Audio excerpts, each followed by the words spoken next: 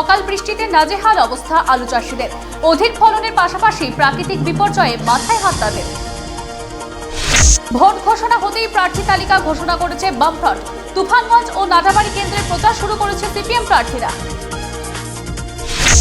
নির্বাচন ঘোষণা হতেই বদল করা হলো কোচবিহার জেলা পুলিশ সুপারকে। নতুন জেলা পুলিশ সুপার হলেন জশপ্রীত সিং।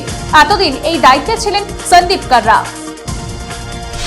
সোমবার রাতে দমকা হাওয়ায় কোচবিহার জেলার বিভিন্ন এলাকায় ঝড়ের প্রভাব পড়েছে। 26 নির্বাচনের দিনক্ষণ ঘোষণা হবার পরেই বিভিন্ন রাজনৈতিক দল তাদের প্রার্থী তালিকা ঘোষণা করেছে। মঙ্গলবার রাজ্যের 291টি কেন্দ্রের প্রার্থী তালিকা ঘোষণা করল তৃণমূল কংগ্রেস। বাকি 3টি আসনে পাহাড়ে লড়াই করবে জোট সঙ্গীরা। কোচবিহার জেলা ক্রীড়া সংস্থা আয়োজিত সিনিয়র ডিভিশন ক্রিকেট লিগের মঙ্গলবারের খেলায় পরস্পর মুখোমুখি হয় দিশা স্পোর্টিং ক্লাব বনাম ডিএসএ কোচিং ক্যাম্প। তৃণমূলের প্রার্থী তালিকা থেকে উল্লেখযোগ্যভাবে বাদ পড়লেন প্রবীণের নেতা রবীন্দ্রনাথ ঘোষ। তাকে দলের অন্য গুরুত্বপূর্ণ কাজে লাগানো হবে বলে জানান তৃণমূল নেতৃত্ব।